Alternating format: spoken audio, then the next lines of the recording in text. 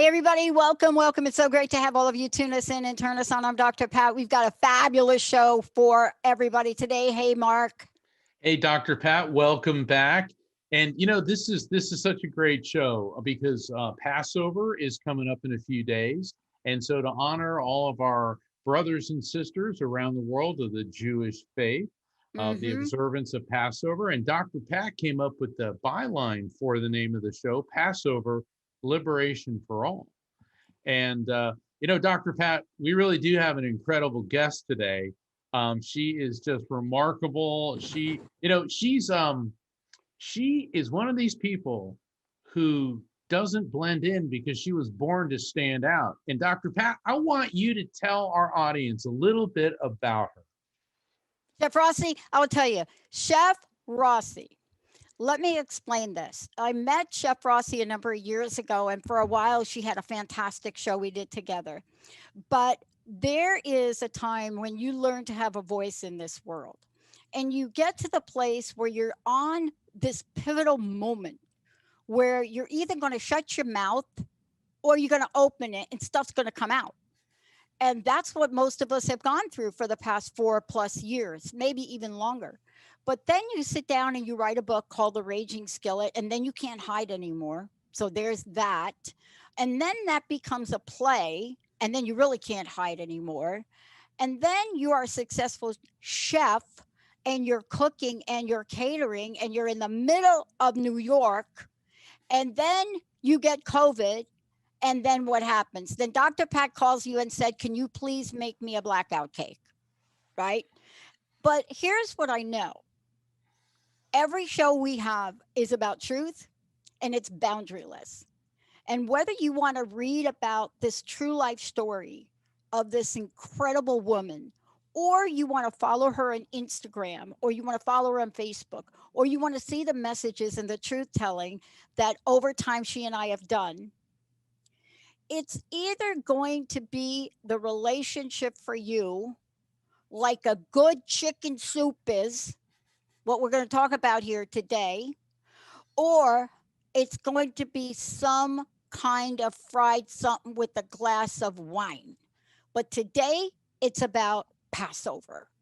Chef Rossi, it's great to have you here, girl. Thank you. God, with an intro like that, I feel myself floating up to the ceiling already. Well, that might be gas. I had lentils.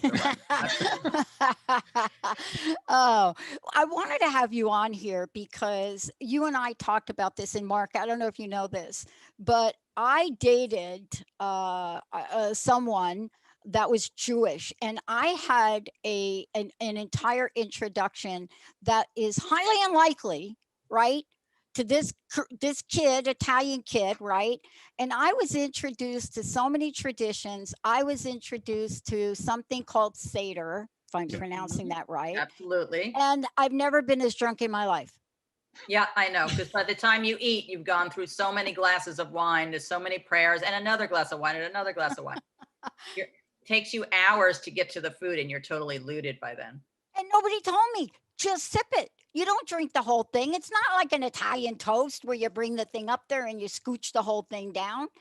But today, the show name, and Mark, you're right about this. There's a story behind Passover, but there's a story behind the times we're going through now. Right. Right. And the word that came up for me was liberation. Hmm. You know, somebody said to me, "What's new with you, Pat? What are you paying attention to? What are you going to write about? Are you going to bring back the Power Up show? You're going to do that because you did that with me." And I said, "You know, I'm just not watching news anymore. I decided instead of watching it to make it." But talk to us about Passover and liberation.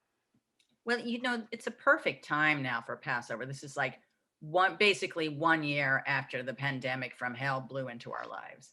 I mean, I think about where I was at the end of February last year and the beginning of March.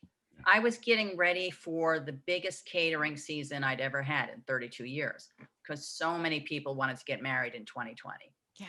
And even a lot of people whose wedding I was supposed to cater in 2019 decided to wait a little longer so that they could get married in that magic number of 2020. I got a feeling all those people are kicking themselves, but I digress. In any case, and then all of a sudden, at first, I started hearing about some events that a friend of ours was working on where the guests were coming in from China or she was going to Thailand. There was a lot of long-term travel that we're canceling. And then just like a domino game, just everything just kind of imploded. And all of the restaurants shut down. New York became immediately a very strange, dark, and kind of scary place because I realized all those lights that I'm used to seeing were dark. The doorman next door, who I count on for security, was furloughed. All the restaurants were shut down. All the lights were out. So I went into my kitchen to start making soup because I thought, when times are hard, make soup. And I left the kitchen after nightfall, and I actually felt really creeped out on my way home, like I was in one of those science fiction movies, and I was waiting for the zombies to get me. But then, slowly, as we've all had our own journey. I mean, being a wedding caterer in a pandemic is really, we were talking earlier, it's about as great a thing to be as being a Broadway star in a pandemic. We sort of have the same amount of work happening. But the thing to do is just to find your core and find your love and do something with it. So we spent, my maitre d' and my office manager and some of my best people, we spent 3 months cooking for people in need because we had this giant kitchen. And we also had a ton of food that was going to go bad because we thought we were about to cater all these weddings. And then that wound up being such a love fest for all those months. And it really got us through the worst time of it. And I started doing a lot of things during the pandemic that I never normally do, like take endless walks around Manhattan, all around the city, 10, 20-mile walks some days, and stopping and noticing things I never noticed before. And so I'm like, oh, I'm finding all of this beauty that I just sort of ignored. And when we had the last Passover Seder, everyone was very new to Zoom, including me. And so we didn't have a choice but to do the entire Seder on Zoom. And it was really funny because none of us really had down how to behave on Zoom. Like didn't quite understand that you are visible. If you're on Zoom, you can't just turn around and do something embarrassing and we're all going to see you. But we had like one guest who decided, she would just start doing her paperwork because the Seder was so boring for her. We're just like, we see you, It was like that joke Saturday Night Live did where they had an older woman in the office who wasn't savvy and the hipsters were savvy. And she's like, oh, I think I'll just go to the bathroom now. And everyone's like, no, we can see you. We can see you. But this year, now we're a year later, and I'm going to be able to have an in-person Seder, which is great. Wow. Because it's a small Seder. I'm just going to have it for 6 people. Half the guests have been doubly vaccinated, and the other half of the guests will have to rapid test to come into the Seder. And we have enough space and we can do it all very safely. And so I'm really looking forward to that. And so was everyone else. But I think the story of Passover, I feel I really equate it with what happened with COVID. And I've been talking about this a lot lately, but I basically am seeing COVID as the Pharaoh. So, in the Seder, you talk about the 10 plagues that God sent upon the Pharaoh to let the Hebrews go. So now what would the 10 plagues be that was sent upon the Pharaoh COVID? Well, obviously the vaccine is a plague. If you're COVID, you're not going to like it. We like it. Truth would be a plague because misinformation has really helped COVID. COVID had a good old time because everyone was lying about how bad it was. Right. I won't say he because that's not nice to the boys, and it certainly won't say she. But so I'm kind of feeling like the whole story of this oppression and this exodus from this cruel, terrible dictator and the cruel, terrible dictator of COVID is really relevant for Passover. So now we're all starting to get vaccinated. We're all starting to see the light at the end of the tunnel, and we all want to have our exodus from the pandemic. And I think that what's coming is really huge. I mean, I can kind of feel it bubbling. Right. It's a little bit like what happened in the last pandemic. The last pandemic was 1918, right? The Spanish influenza, right? Right. But what happened right after that? The roaring 20s. People are like, we survived this, now we're going to party. So we have to have our exodus from COVID, and then it's time for, I'm going to say, years of partying. I mean, I think the weddings I'm going to cater this summer are going to be the wildest thing I've ever seen. I can feel it. People are they're just ready. And, what can I say? I am too. You said something, Chef Rossi, I don't mean to interrupt, but sure. When you talked about the Seder that you're preparing, I couldn't help but to think it reminded me so much of what I know of the original Passover. In other words, the Hebrews they're huddled together in their home, and in the biblical account, the Torah account, the Hebrews put the blood of a lamb above the doorpost so that the angel of death would pass by, and symbolically, the people who've been vaccinated and the ones who've gotten the rapid test, that's sort of the blood above the doorpost. Right. It was just resonating with me. Pass you by because you took a little. That's a good analogy. I like that. Yeah. There's a lot. You could go back and forth a lot. I mean, I was thinking in the Seder, I want to sort of change it to see how it would be relevant. Like when we do the plagues, what is it, like frogs, lice, pestilence? Frogs, locusts, lice, fire, the Nile turning to blood. Wild meat. And I have a question. I know because I've had Jewish friends that have invited me for the Passover Seder, which I thought was really cool. And it's funny because having been raised Catholic, when they start taking the unleavened bread and the wine, I'm like, wait a second, this is communion. Which the Last Supper was a Passover Seder. It was a Passover Seder. Passover Seder. It was Jewish. I mean, it's all, we should all just get over all this infighting with religions because we all come from the same source. I mean, come on.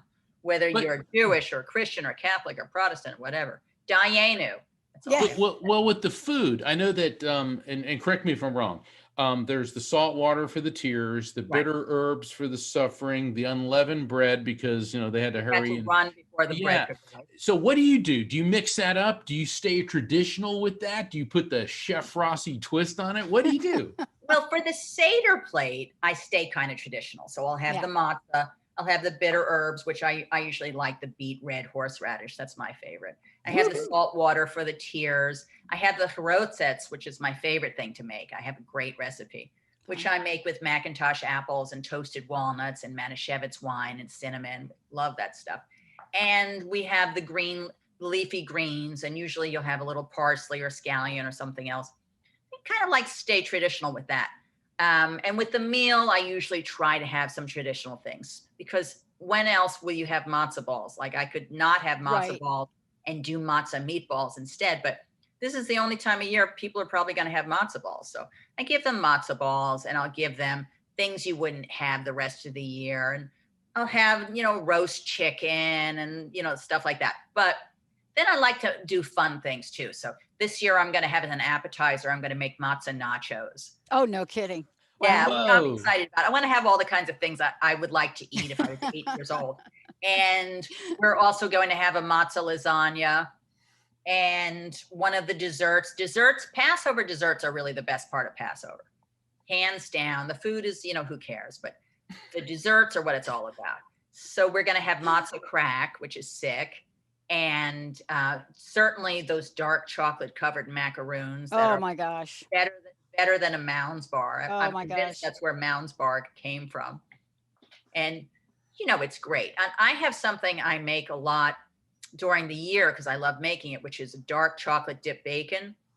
But I'm going for Passover. I'm going to do a dark chocolate dip kosher beef bacon. Oh, okay. Yeah, There it'll you be good. go. That's a way to get around that, right? Yeah. Wait, kosher bacon. I went to law school and I never heard any of my Jewish friends saying kosher bacon. There's there's kosher beef bacon. There's also a kosher lamb bacon. Yeah. I don't like the lamb bacon. The beef bacon actually tastes a little more like pastrami than bacon, but it's pretty good. Oh, that works. Yeah.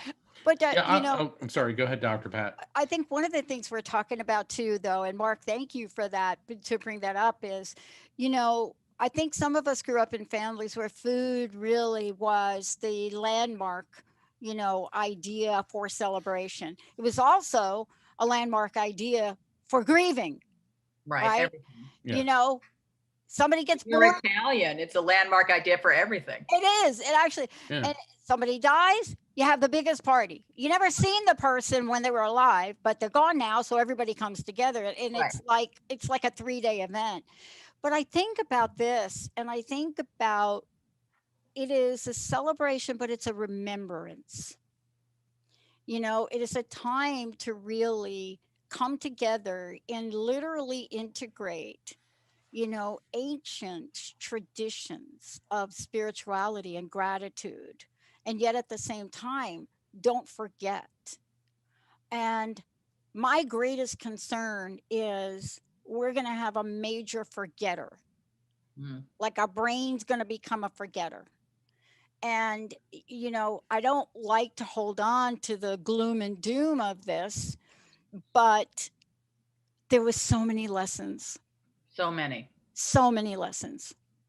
I think it's okay to not dwell on the hard, painful, excruciating parts. Right. All of those great things that happened, the way parents got closer with their children than ever before because they were homeschooling and working from home. The way couples, if they didn't kill each other, got closer than ever before.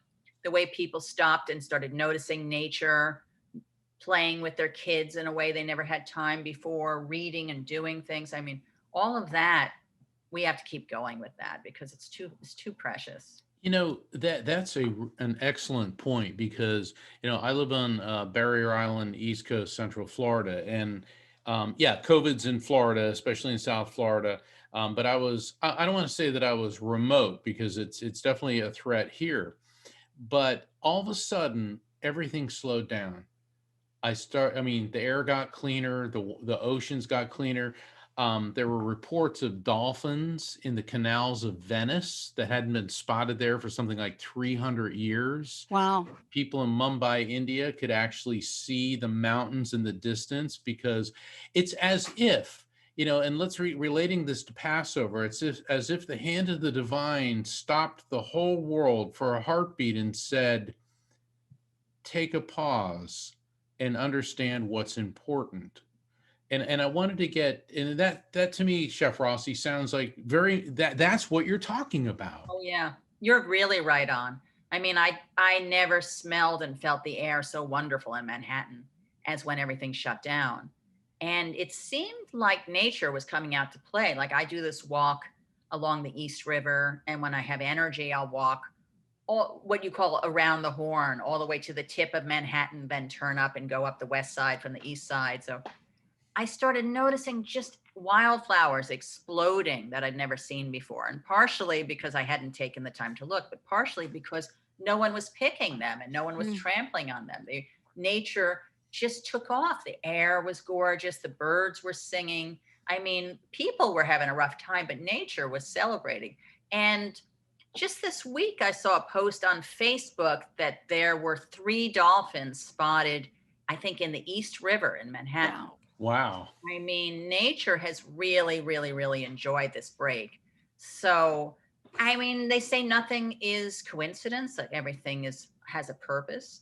So, the same way it's very healthy. I mean, I'm certainly not a religious person. I not in any organized way, but there is something really nice about having a day a week that's like a Sabbath of some kind, Yeah. just a dedicated day off where you can disconnect.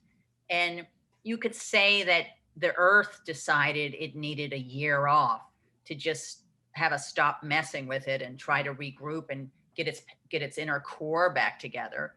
You know, it's hard to say. I have a good friend of mine who's a really wonderful father who has his husband passed away in the middle of them having 3 babies. They had one Mm. baby, and then their surrogate mother was pregnant with 2 more babies. It's my friend Jose. And so he wound up with 3 babies and no husband to do it all on his own. And we all kind of grouped around him to try to support him. And he took off and has really turned into this fantastic father. But now with COVID, he's been home now with a 6-year-old and 2 4-year-olds, with no escape. They're not going out. He's not going out. And I'm like, how do these people not kill each other? And a dog and a cat. And so what he started doing was making videos like every day, a different story, and getting the kids acting it out. And they would all dress up, and every day they'd post another video. And the kids had the best, maybe the best year of their life. I don't know. They were just so happy and so fulfilled. And then he got a big following for the videos. I think he's got like 100,000 people watching his videos now or something. It's like the best COVID daddy story that I know of. Wow. It is incredible, isn't it? Because, one of the things we touched upon and what I'm really struck by about talking about Passover is this level of this new local community venue. I've never seen more people come out to help other people. I've never really been a fan of Sean Penn until this year. And, his nonprofit organization that many people don't even know about. I mean, like, what? Did he take over like the LA Stadium to get people tested and stuff? And what do you think? It's always been good for things like that. It is. Yeah. And what do you think? What do you think it's going to require for us to continue that momentum? It's a good question. It's like when 9/11 happened in the city, the wave of kindness and selflessness, I'd never seen anything like that in my life. Total strangers would suddenly stop and help you with your groceries. I mean, just this unbelievable blanket of love and kindness. And it ended, I'm going to say, like 3 weeks later. It was when the cops and the firemen started fighting each other. It was officially over. Then it was just like, get out of my way.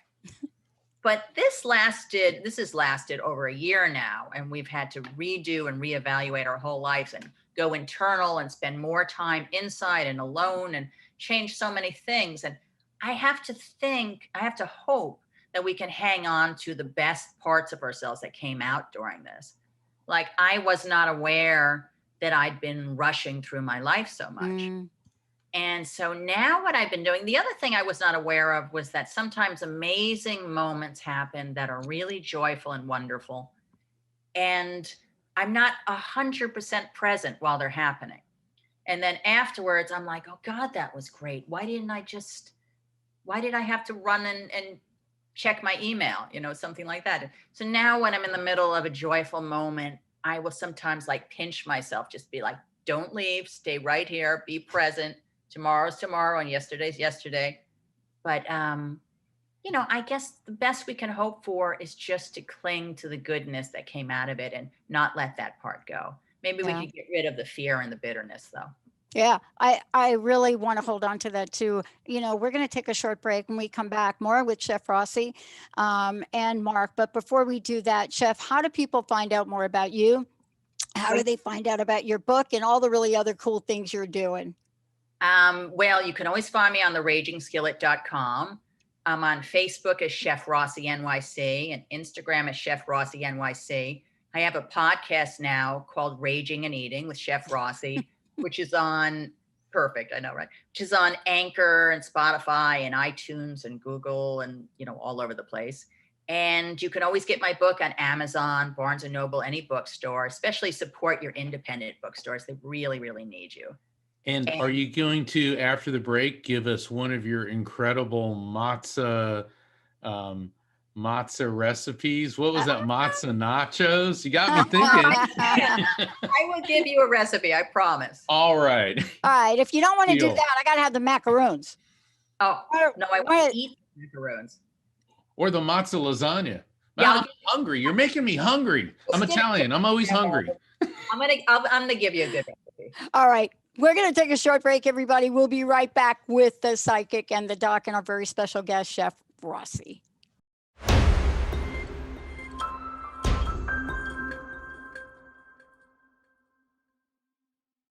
Hey everybody, welcome back. You're listening to The Psychic and the Doc. I'm here with Mark Anthony, the psychic lawyer, myself, of course, Dr. Pat, and Chef Rossi. Please check out Chef Rossi. Just Google that. She's like everywhere. She's like one of these little pop-up dolls. So everywhere, Chef Rossi, there she goes. Do you have a bobblehead yet? No, and I don't vibrate either. That's not what I heard. Oh, okay. Well, I'm not even touching that one, ladies. I'll come back to that. We'll talk about that later. We have Angela on the phone here. So, Jacob, you want to connect us? Sounds great. Let's bring on Angela from Oregon. You're on with the Psychic and the Doc and Chef Rossi. All right, Angela. Hello. Hi. How can we help you today? I was calling because I called in last week and I was Angela from Oregon. I was the second caller to talk, and not until I listened to the show after I got off did I realize that the person that was coming through for the first caller was everything lined up for me.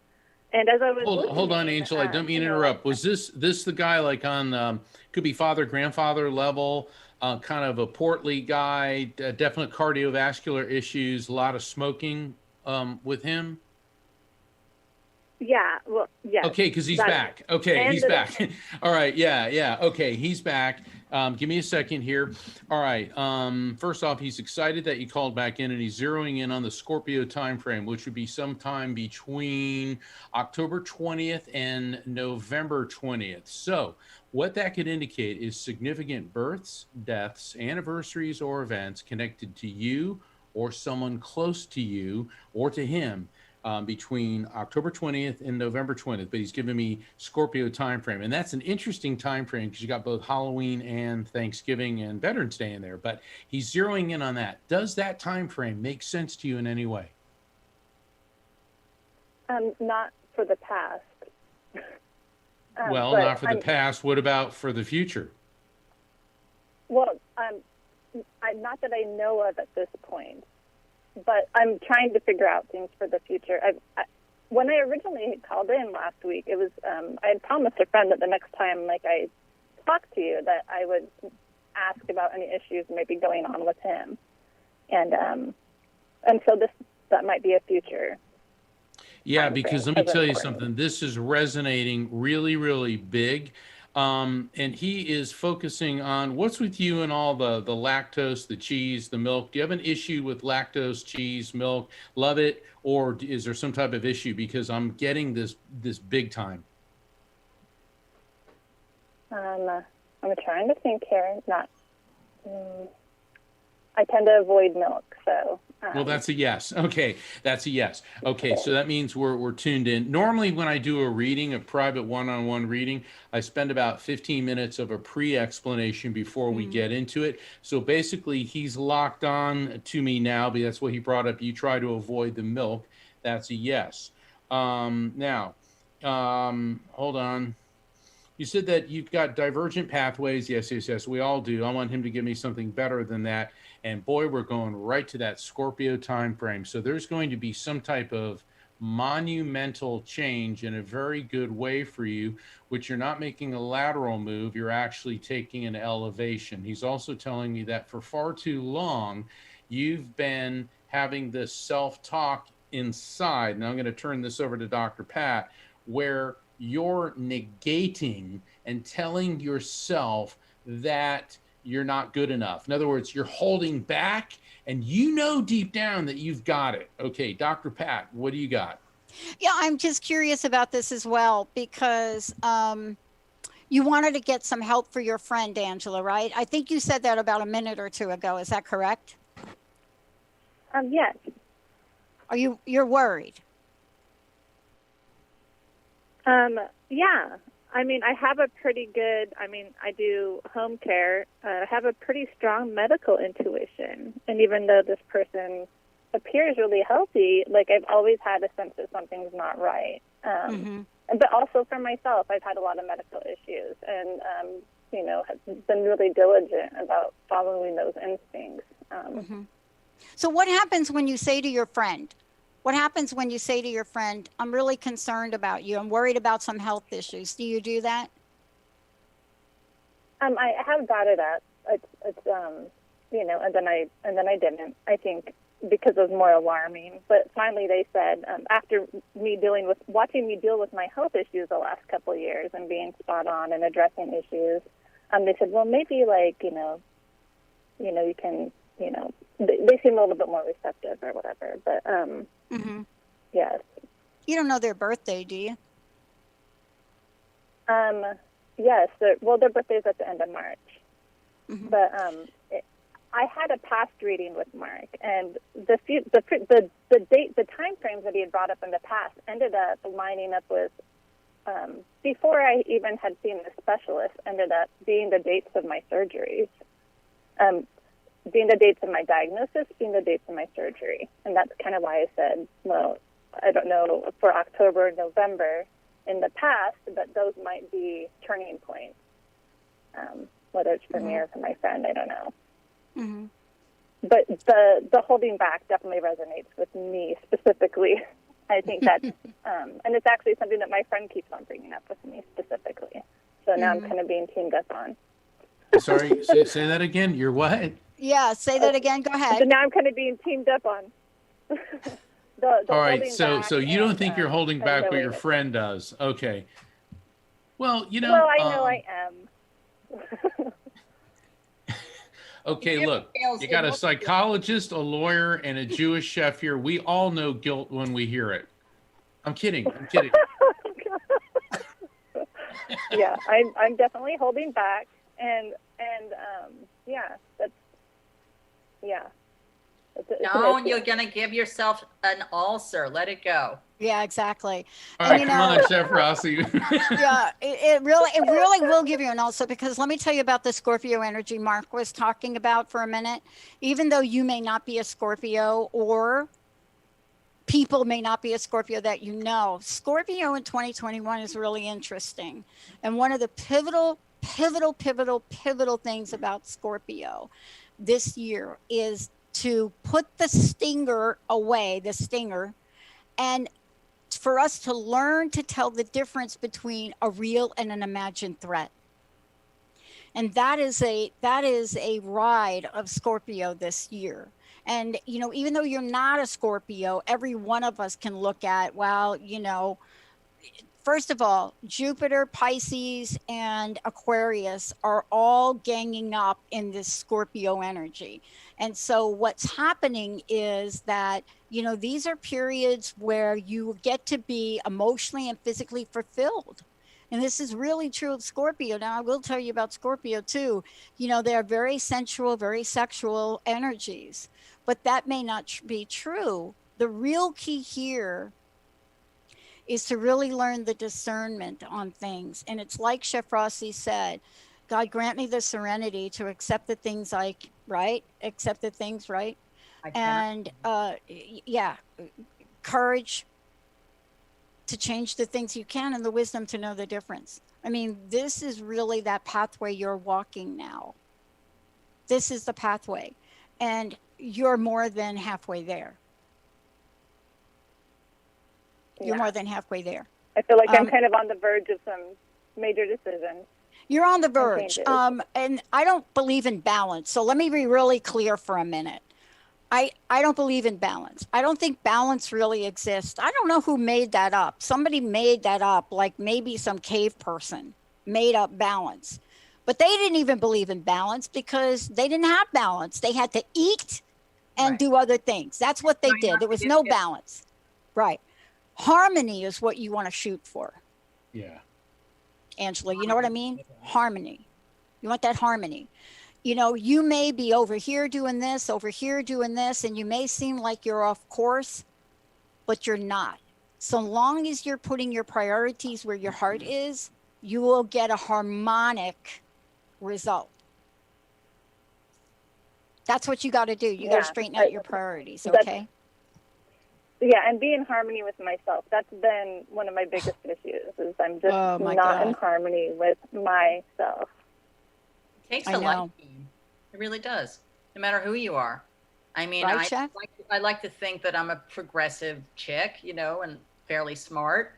And I catch myself all the time. I'm just recently, I was talking about a little while ago, I caught myself not staying in the moment and really not fully experiencing some beautiful moments. I mean, some of the best moments of my life.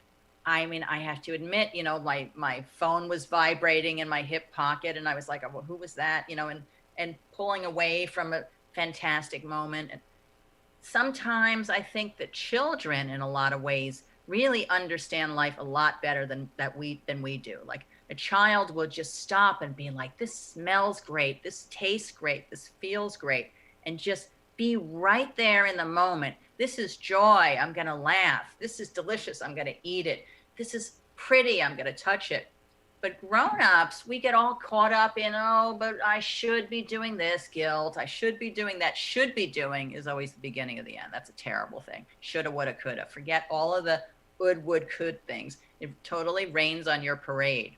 So if we've learned anything from this pandemic that we've gone through, it's kind of forced us to stay home more, to sit still, to get into our head more. And it really is the time just to say, okay, what am I going to learn from this? Well, if I learn nothing else, maybe I could just learn how to just be right here, right now with myself. And, you know, that's a lot. It is. Oh, my God.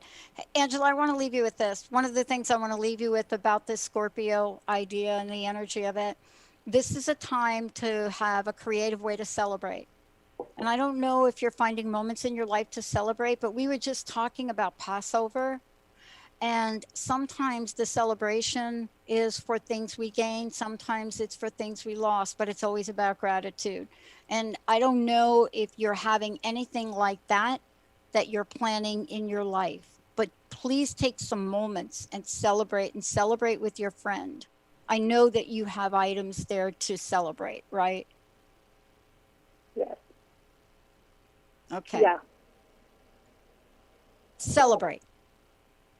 I can break out in that song in a minute if you want me to. Do it. Do it. All right, Angela, thank you. I was going to sing Harmony a few minutes ago.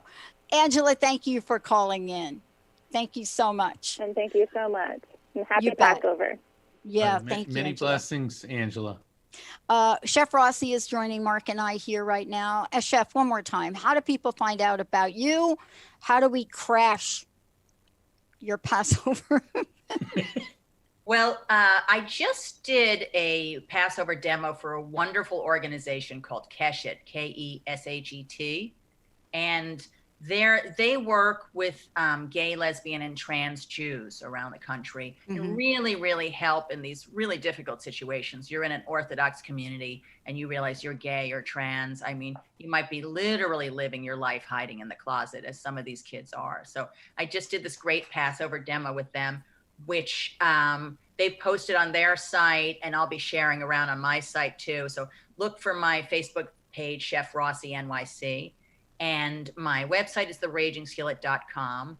My podcast is Raging and Eating with Chef Rossi, which is on Anchor and iTunes and Spotify and Google Podcasts and Apple Podcasts, and I don't even know all the other ones.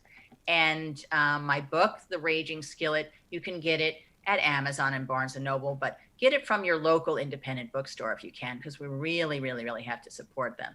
If you're in New York, there's a wonderful one on the Lower East Side called Blue Stockings, and they're hanging in there. They're not letting COVID push them out, and they're just a great feminist bookstore.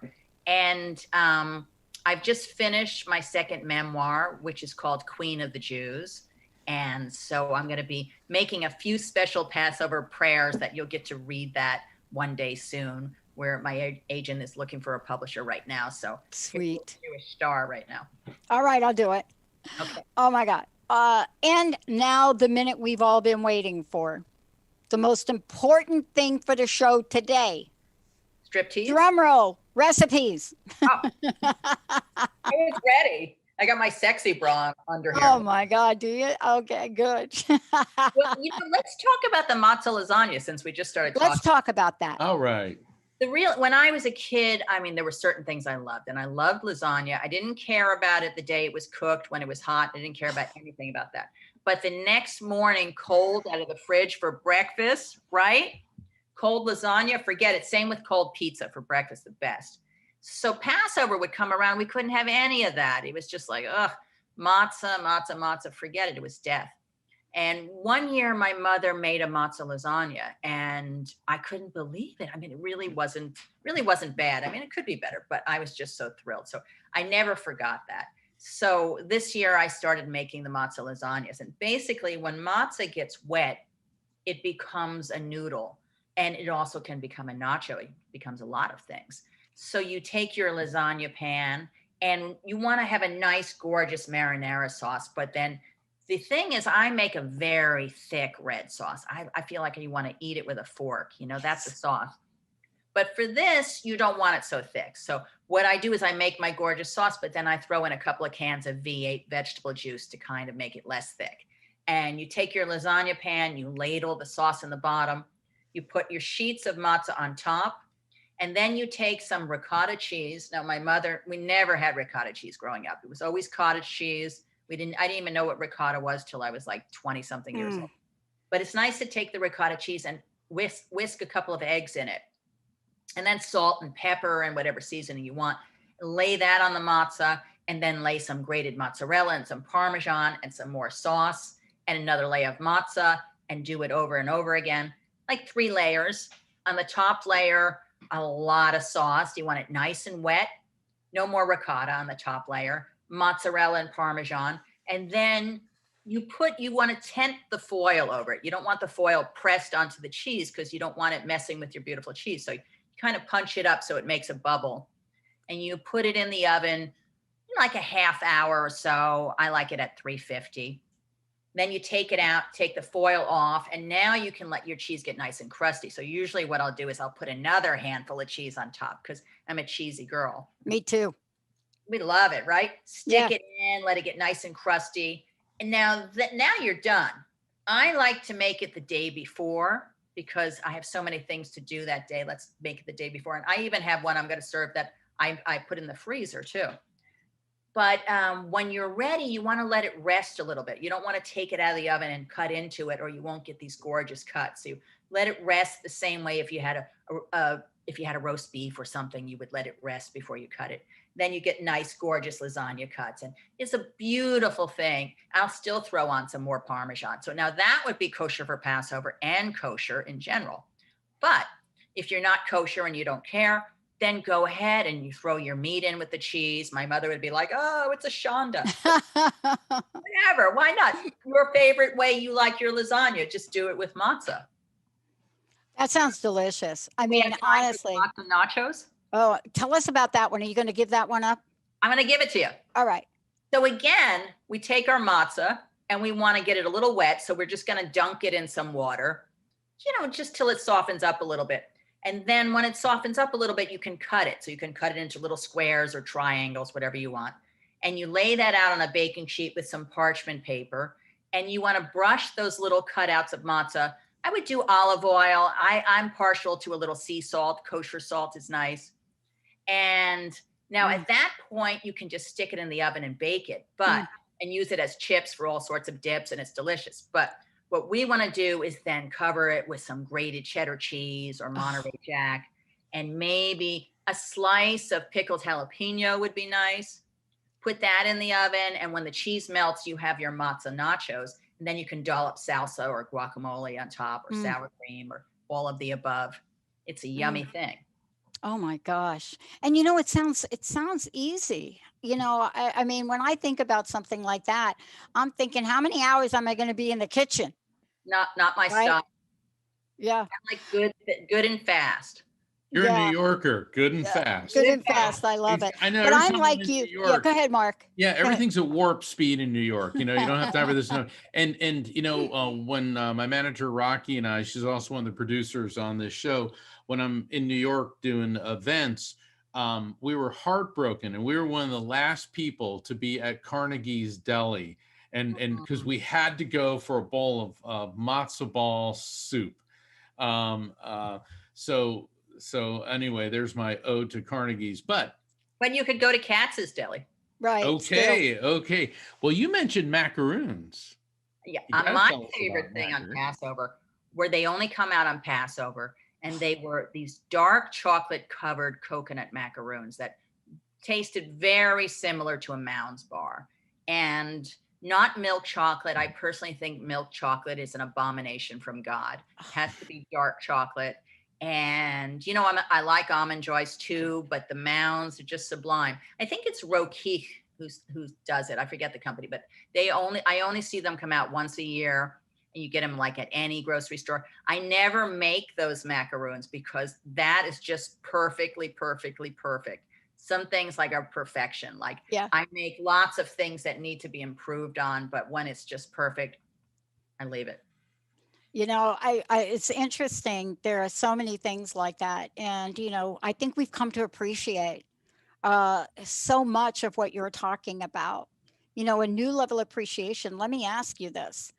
I know for me, I have a new level of appreciation. You know, my best friend Linda just packed herself up and came out here, thought she was going to be out here for a little bit, go to Jessica's wedding. And, you know, lo and behold, I make a decision to have 2 knees replaced. And here she is like a trooper, you know, hanging in here with me, just listening to me whine, but there's a new appreciation. And then in the middle of this, after 14 years, I find out, oh my God, I have to move out of my apartment. And so here's Linda again, you know, the rock, just, you know, just everything about her. And I thought to myself, life is too short not to bring in this level of appreciation, to find those moments of appreciation in COVID. And I wanted to ask you, as you look back and look ahead, what are some of the moments of appreciation that you've come across for your own journey? You mean during COVID or in general? In general. Oh my God, there's so many. You know, I find myself thinking about moments that happened when I was a little girl. It's interesting. I don't know why they've been bubbling up. There was this woman, and I wish I could find her family. I don't know if I could or not. But when I was 8 years old, my mother dragged me to this senior citizen art class in Ocean Grove, New Jersey. So I was 8 years old. I didn't want to be hanging out with a bunch of old ladies. You know, no offense. You know, I am one now, I think. But it was it met my mother's criteria, which was that it was free. And so she would drop me off, I think it was every Wednesday night, and they would sit me with a sketch pad, and I would have to sketch some still life thing. And I was a cartoonist. I was a really avid cartoonist. I didn't know anything about sketching still life. So all the students would have these beautiful images that looked like the pear and the flower, and I would have something that looked like, you know, a kreplach and a dumpling, you know. And this woman, Catherine Hopper, this very sweet smelling elderly woman with white hair, and she smelled like flowers and perfume, and she powdered her face, and she just was very soft. She started coming over and instructing me on what to do very gently. The teacher really didn't give a hoot about me, but she very gently helped me get it to where it started looking 3-dimensional. And then there was this little break room that had Dunkin' Donuts, and that was what I lived for. and I wanted the chocolate donuts, but these 3 old men would steal all the chocolate donuts, and I would come in and they have nothing left but the boring old-fashioned donuts, and I would be so sad. And Catherine sized up the situation. She went over and told those old men off. I don't know what she said, but from that point on, every break there was a chocolate donut on a plate waiting for me. Wow. She was just so kind to me. And unfortunately, she passed away when I was a little girl, and I never got to say goodbye to her. I wrote a card to her that she never actually got because she passed away before I had a chance to give it to her. But I think about her every time I draw something. Well, not every time, okay, but often when I draw something and when I paint something, just the kindness that she saw this rotten little 8-year-old badly dressed girl, you know, in her Kmart clothing, misfit, you know, and just decided to be kind and shower me with attention. And, you know, it was just a beautiful moment. Yeah. How does it get any better than that? It doesn't. Right. Wow. You know, it's amazing. And that's why we all have to take a moment and realize that spending that little bit of time and encouragement to a child makes all the difference. Yeah. Chef Rossi, thank you so much for joining us today. Thank you. I love that. Yeah, thank you for taking the time. And, you know, I look forward to catching up with you and just chatting about ideas. Maybe you'll give me some chutzpah and help me get off my rump and get some of the things done that I'm called to do. I need a little Rossi. I'll give you all the Rossi you can take, but you don't need any more chutzpah. Mark, what a great show, right? Thank you. Oh, way too much fun. And I think we need to have Chef Rossi back on one of these food-oriented holidays. All right, I'm down. Yeah. You know, I had to whine a little bit to Linda and say, you got to find me a blackout cake. Of course, they're impossible to find. I think she tried for 5 minutes and said, you remember my friend Celeste was on the show with me last? Yeah. She found one and she wanted to ship it to you, but we weren't sure if it would survive being shipped. Oh, have her call me. I'll pay for it. Okay. I'll pay for it. All right, I'm going to put you in touch. Call me. I'll pay for it. I'll pay for it. Chef Rossi, I'm Dr. Pat, Mark Anthony, and we will be right back here with the Psychic in the Doc next time at this time. See you, everybody. Good night, everyone. Hey, everybody. Thank you for tuning into the Psychic in the Doc with Mark Anthony and me, Dr. Pat Baccili, right here on TransformationTalkRadio.com. Hey, look, come back next week so we can explore with you more of life's many challenges and learn from fascinating guests. And you know what? Even Mark and me. We'll connect you and discover insights from people in this life and from the afterlife. Extraordinary problems? Yeah, they do. They require extraordinary solutions. But step into the world of possibilities with us on the Psychic and the Doc. That's every Thursday, 4 p.m. Pacific Time, 7 p.m. Eastern Time, right here on TransformationTalkRadio.com. That's TransformationTalkRadio.com. And don't forget, we're also live face-to-face on Facebook.com, Transformation Talk Radio.